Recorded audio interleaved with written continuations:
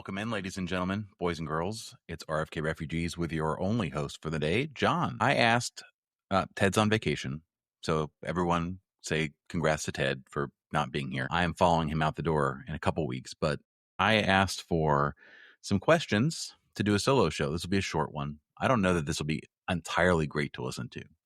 So I'm sorry about that, but you got to do what you got to do. And to the Patreons who are giving us money for us this show, I really feel like you're not getting your money's worth here with 50% of the show hosts. But let's get into this. I think it's going to be like a 15-minute show. But thank you for all of your questions and comments.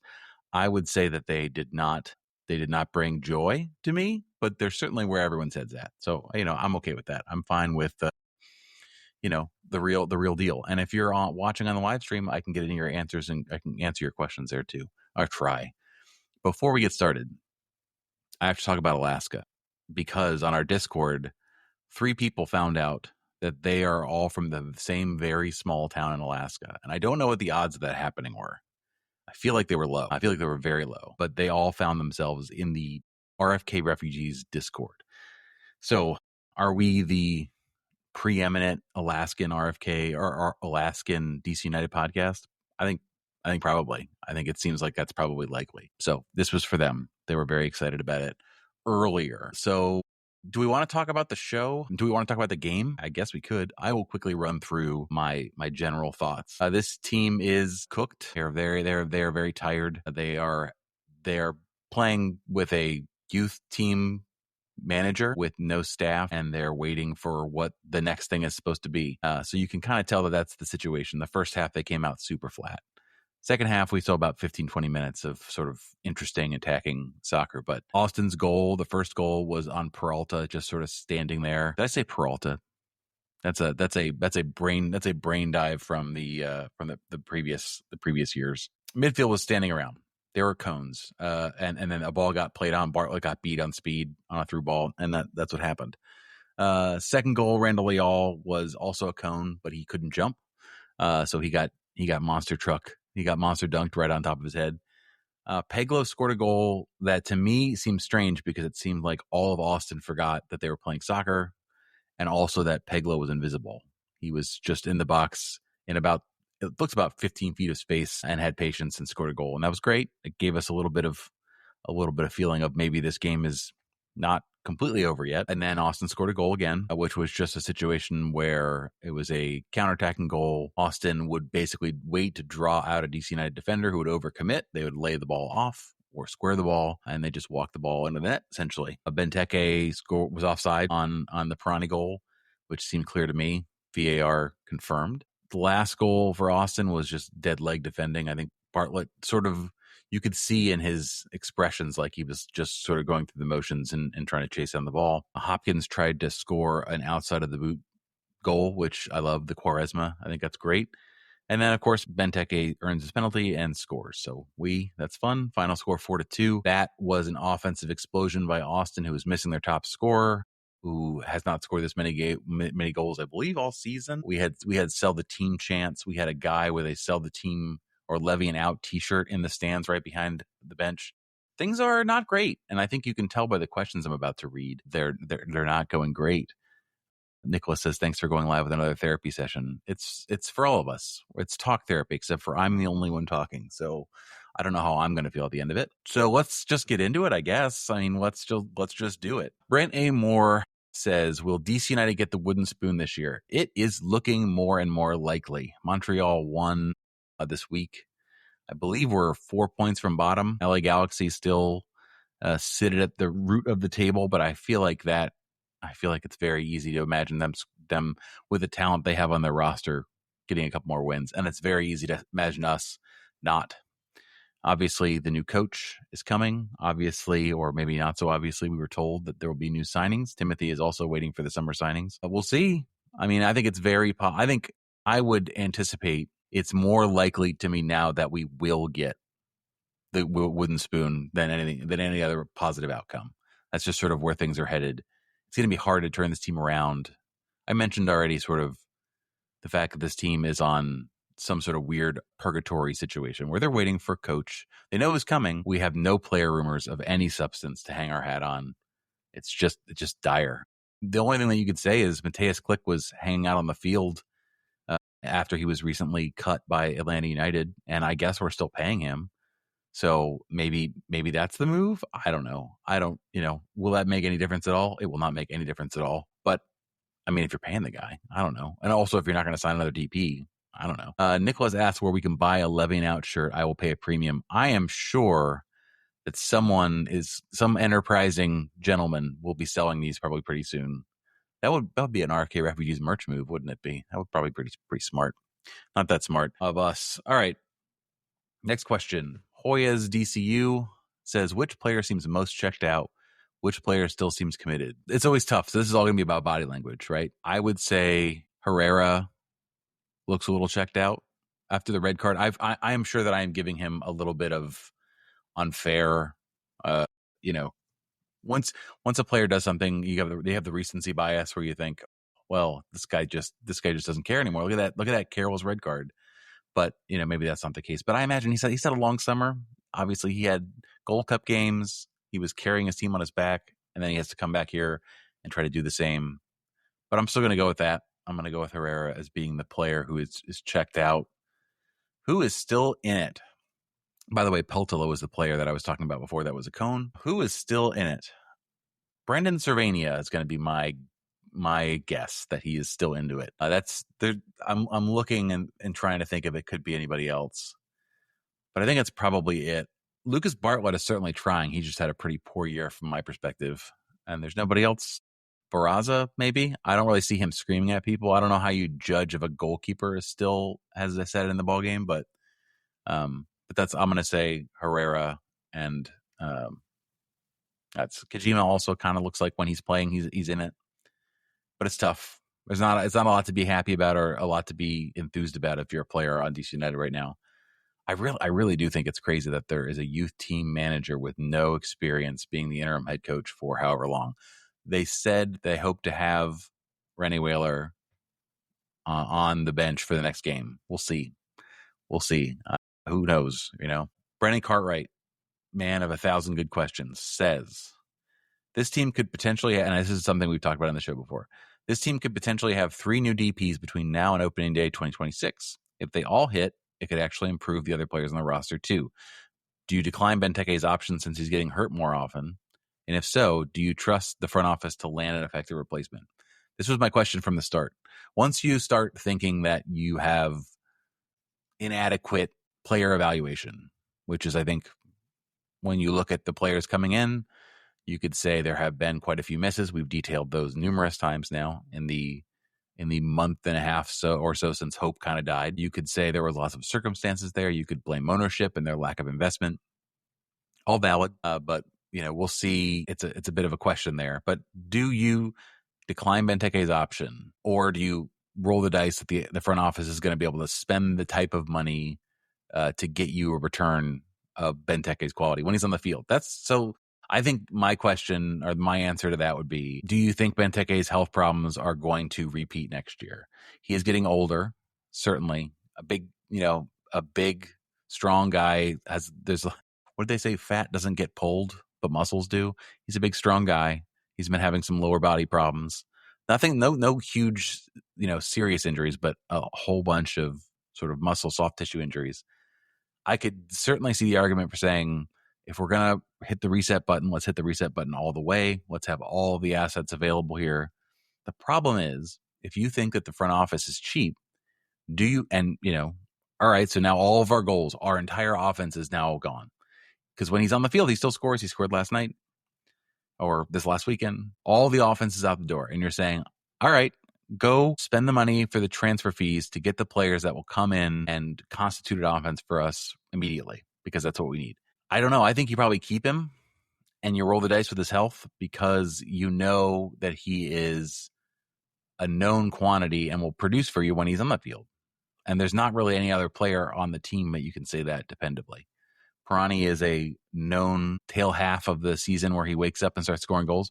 Maybe he likes the heat. I don't know. He's scored a lot of goals. He still is not a creator. We've talked about that too at length. He's still not the 10 the team needs, but there's that. I would say that I would keep him personally. Brendan Cartwright also says, is Kevin Flanagan the least charismatic person that God ever created? Has to be, doesn't he? I mean, I can't imagine sort of the context of him coming. I know when he signed, he was a youth academy director at Nashville, followed his buddy, got the job here. I don't think in a million years he thought that it's like the Senate pro tem all of a sudden becoming the president. It's like that show with Jack from 24 where he's the president. It's like that. And all of a sudden he is now the president. So I don't know. I don't want to ding him too bad, but he's not firing up the boys, I would say, probably. Brendan Cartwright also says, I really can't see how this team can develop players without an MLS Next Pro team, which we have hammered on, which makes signing academy players hard and removes whatever small advantage comes from a high draft pick. So are we getting one next year or what? All quiet on the Western Front on that. I think that next year they've got to just make the team and wait for the Baltimore Stadium and whatever else they're going to do. That's a problem for tomorrow. You got to at least put a team together. I feel like that's a necessary, has to happen thing. How much money could it really cost? Not a lot. Really not a lot. And if it's about, I have to imagine, there's maybe some challenges with finding spots for this team to play. They could play in Arlington. They could play anywhere. No one's going to come see these games, so it really doesn't matter. I'm not sure. I am certain that MLS Next Pro has like a threshold. All leagues have a minimum threshold for places you can play, for locker rooms, for all the things that are required. So negotiate that, figure out whatever the minimum viable product is, and start it. And then if you can convince Baltimore to give you money for a team that no one is going to watch up there too, great, I guess. I'm not from Baltimore, so it doesn't bother me personally. I have lots of friends from Baltimore. I don't think they would go to the games, but so yeah, you got to do it next year. Gavin Turner, who got no minutes here and has gone to Chattanooga and plays every game, almost 90 minutes, which, by the way, we got to take a quick moment and say that that's not been a given historically for DC United loanees. So good job there. But yeah, he's got a goal and an assist, and he's playing every game. So an ex-pro team would be nice. It would be nice for a lot of the players on our team. Jacob Murrell could maybe develop in some way as a player if we had an ex-pro team instead of what he's doing on DC United's bench week in and week out. All right, now when we get the really heavy depression here. Brandon Zebron says, can you give me a reason to care about this team or the season right now? I used to watch every game or record ones I missed and stay off social media so the score wasn't spoiled. Now the games are background noise if I'm even watching at all. Brandon is also a Patreon, so I have to say thank you for that, and I understand your feeling. Can I give you a reason to care about this team or season right now? Not really, no. I mean, I would say Ted and I have this conversation pretty regularly. This is a Stockholm Syndrome situation that we're still doing this show every week for a team where you can pretty much guess the outcome before the game starts. It's gotten that bad. There is something to be said that, this Rene Whaler, who Timothy on Facebook or YouTube says he heard that he got his visa, he can turn things around in some dramatic way, that whatever is going to happen for the next 2 years with DC United's highest paid coach in its history could be a positive thing. Certainly our most accomplished manager that we've ever hired, or we've hired, for a long, long time, for as long as most people who are listening to this show have been watching this team.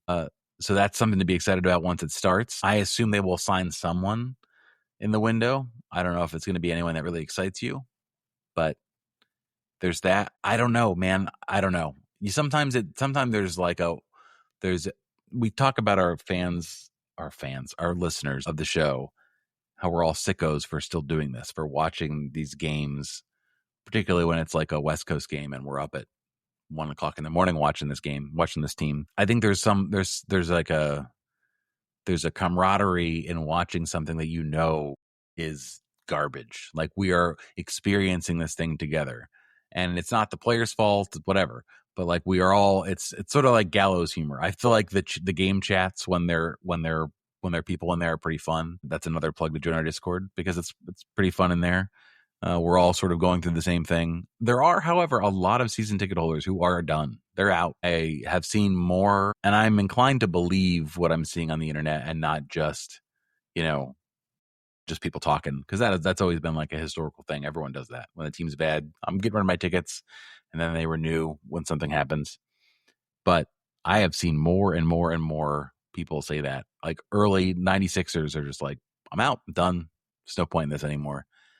So I don't know. It's tough to find a reason right now. We are all holding on with our fingernails to have something that is exciting to talk about, where we're actually analyzing the game and the players and their performances. But right now, there's just really not a point. I know there are new DC United podcasts that have started during this season. There is one that started like 3 weeks ago, and I got to say that is wild. I'm glad that they did. It's great to have more voices in the area, but like to watch this team right now and be like, this is the moment. We're going to talk about this team now. Wow, bad time for them to start, but now it's only can go up from them from here. It's only more and more exciting things to cover. Next question. Jolly Anthman on Blue Sky says, rather than playing the Ethiopian national team, I think DC United should go on a tour of the USL. Prove to their fan base they're better than that level of competition, which they won't be, but at least it would be fun/funny to watch. Yeah, this Ethiopia game is going to be interesting. They have already said they're going to play their reserves. So Jordan Farwatch, he probably play this whole game. And then I'm trying to think of it's always funny when people are like, you're not playing the right players. Like if you look at this bench, there's not really anybody that you're like, he's not getting enough minutes and he really should. I would hope Jacob Merrill gets a lot of time on the field. Garrison Tubbs plays 90. Jordan Farr. I mean, that's it. There's no other changes to make where I'm like, this guy is not getting enough minutes. Would DC United beat a USL championship team? Well, we have the Open Cup, the Charleston Battery game, to give you a little taste of that, where it took until extra time to come out victorious.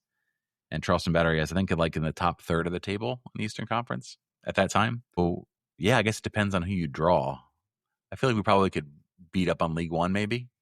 I think Benteke against the Kickers for full 90 would be kind of interesting to watch. Other than that, I would be very interested, unless you have a stake, like a rooting interest for Ethiopia and want to just see their national team up close and personal. I'm very curious to know of our listeners who's going to go to that game. Please send me pictures if you're there. I think it will be likely pretty empty, but maybe not. B Huzzle on Blue Sky says, no playoffs in 6 years, no wins in 9 in the playoffs. Constant coaching carousel, homegrown sold or sidelined, media coverage vanishing, absolutely starched at home on legacy night, fans divesting emotionally and financially. Is this the lowest point in DC United history? Please debate with yourself, I guess. Wow. See, I told you the questions were not going to get any more optimistic, and I delivered on that promise, I think. Is this the worst season in DC United history? We've had quite a few in the last while, quite some while. I think it might be. I think it is, and I think we talked about this in the past, that it's made worse by the fact that we had a lot of hope and we had really bought into the vision of the reboot, and that we weren't far away. We weren't ever told we weren't far away, but that was sort of what most people believed. And the fact that Troy's out the door, that we've got a coach that they were looking at for weeks along the time to bring in, that we don't have any sort of idea from Ali about the players that they need to bring in, where the talent deficits are, where we are financially. Both from a salary cap perspective, we have a good idea about where we are on the numbers, but like the whole argument before had been, all right, well, we're making all these moves to pay off the transfer fees so that next year we have a lot more flexibility. I'd love some confirmation of that. I'd love some sort of like, yes, that is true. We paid off our credit card, and now going forward, we can be more aggressive. And I'd love to hear that. I'd love to hear about the type of players they're looking to get. And then I would love to hear about the next pro team, like what the vision is. There was a letter that came out from the Saputo family about Montreal. I'm going to call them Montreal Impact because that is their name to me. And they were basically just like, this wasn't good enough. We know it's not good enough. We're gonna make changes, which they've all will say, of course, except for our ownership. I've talked about a letter that Jason Levian wrote while Ben Olsen was still there after the season ended, one of the many bad seasons. And he was basically saying, Dave Casper and I say that this won't do it. We have to make changes. They don't, fans don't deserve this level of performance. We're going to make things better. Did they? Better than that was, I guess probably they did, but that's not something forthcoming. Jason Levian not saying a peep right now, letting Ali Mackay theoretically take the bullets, but Ali Mackay isn't also being very communicative either. It's just very strange. I guess you never want to admit sort of how bad things are, but I think I would respect honesty. I would respect surrealism from decision makers on this team. And, I still want, maybe I do, I want new ownership. But while I have old ownership, it would be great to hear from Jason and Steve Kaplan a little bit more about what's going on. What's the plan here? What are we doing? What's the vision? Nicholas on YouTube says, I'm going to the Ethiopia friendly for one huge reason.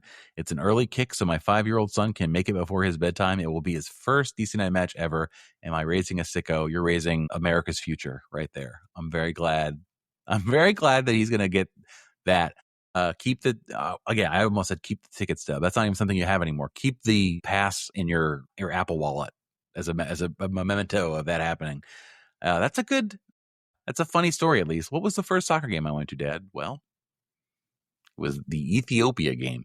I think my daughter's first game was Orlando at home, I think. I think we won, and Click scored. That was fun. I hope DC United beats Ethiopia for you. All right, next. Simply B1 says, is it possible Ali Mackay is amazing at his job and DC United culture is what ruins the player? If so, what one Mackay signing, transferring out, and getting into amazing form at another team would be the most supportive of that hypothesis? For me, it would be either Enau or Baji. Interesting. I didn't read this ahead of time, by the way, so you're getting a top-the-dome response. I don't know that DC United culture is what ruins the player. It's hard to fight that because we've had such pervasive and continual decline. There have not been a lot of players who have left here and done wonderful.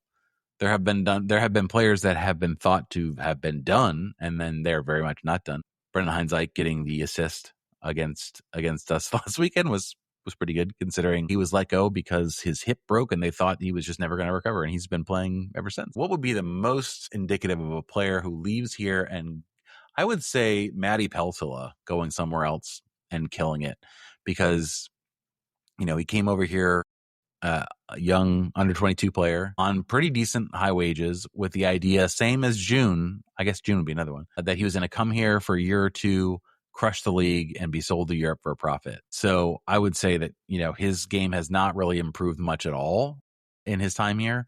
So that if he goes and instantly develops for another coach, that would be proof positive that maybe something stinks in Denmark, or whatever the saying is. He also asks, do we have any idea if parts or all of the team are seeing a sports psychologist?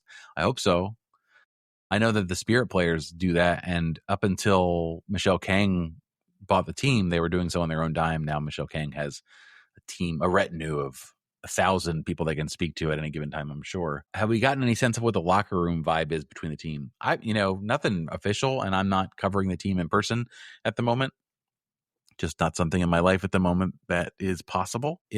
I've seen people write comments on Reddit. I've seen people write comments on Soccer Insider, RIP Soccer Insider, intimating like they've had conversations. There was a player at an event, and they're basically saying that there's no motivation within the team. They're just very demotivated right now with the academy coach there, and no one's really running training, and they're all just waiting to see when the next shoe is going to drop.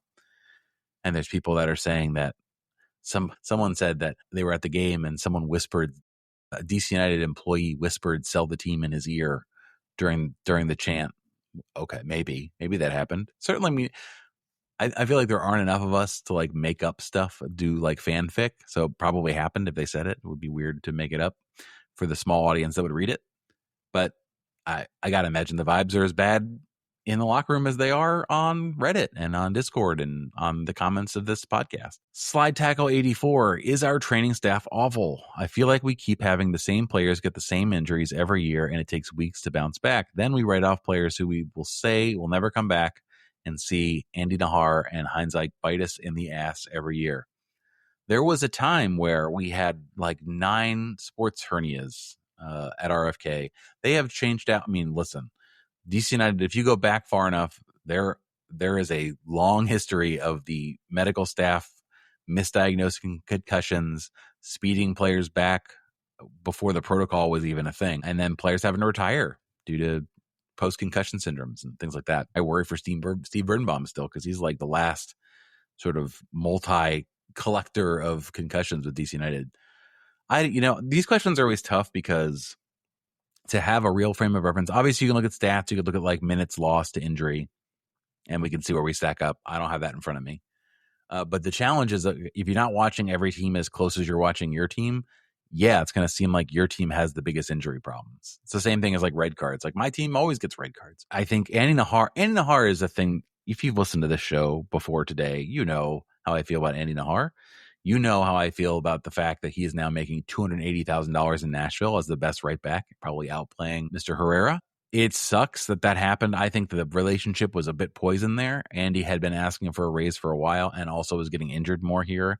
We did not want to see a fallback to his long-term injury past. But so far, fingers crossed, in Nashville, he's doing the thing, getting still being underpaid. I don't know who is. I don't know if is Megaludis still his agent or somebody else. I don't know. I feel like he is the most underpaid player in MLS.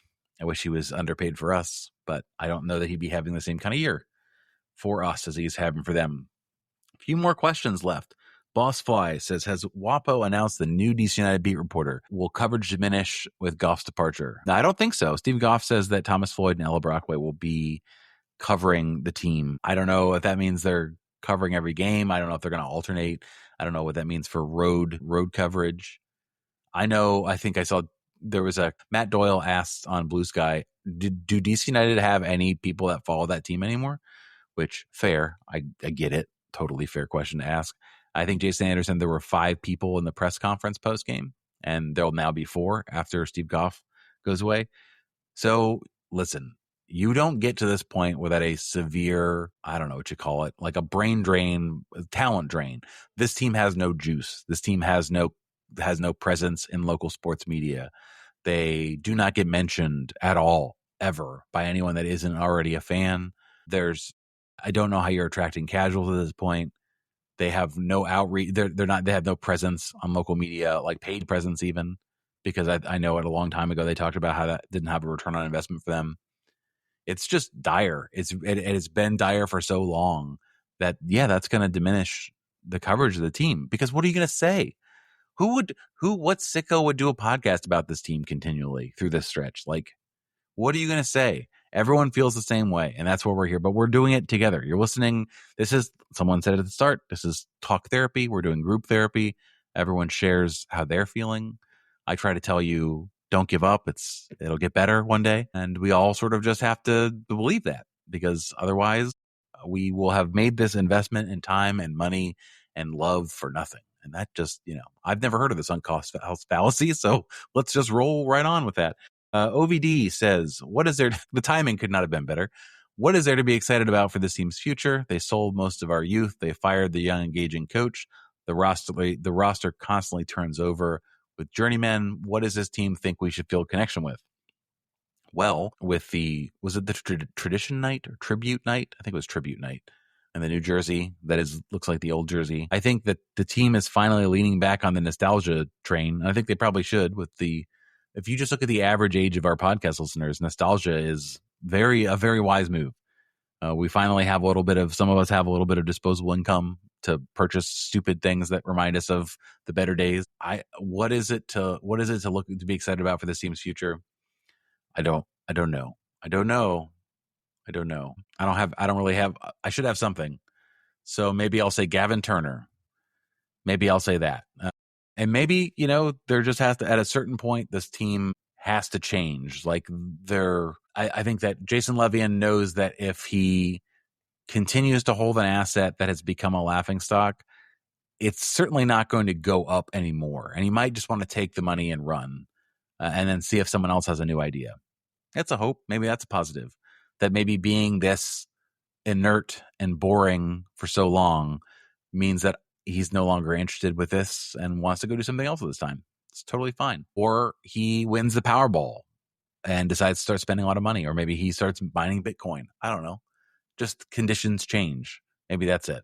Hope for the hope's sake is what I've got. And that's all the questions I've got. I appreciate it. I don't know. I think next week I'm in Boston. So maybe Ted will do this. Maybe he wants to cover the Ethiopia game. Or, you know what? Better yet, let's just assume we won't have a podcast next week. Let's all decide that together. We're deciding it right now as a group. Join our Patreon if you'd like. Patreon.com/RFK Refugees. There was at a time a second weekly show. I can't imagine people wanting that at this point with the way the team is performing and the lack of news or interesting things to happen.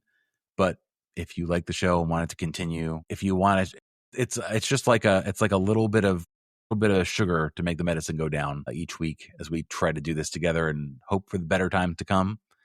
The good thing is, think about it.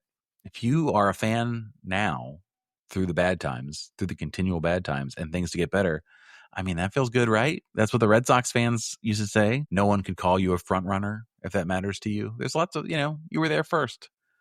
You were there first. I mean, the 96ers were there through the good and the bad, but you were through the bad and you stayed and you kept subscribing to podcasts and donating to Patreons. And I think that's important. You can tell your kids that in the future. So that's it. We're going to wrap it up. I'll see you guys in 2 weeks. I hope you have a great week. I hope some of you go to the Ethiopia game and send me pictures. And I will talk to you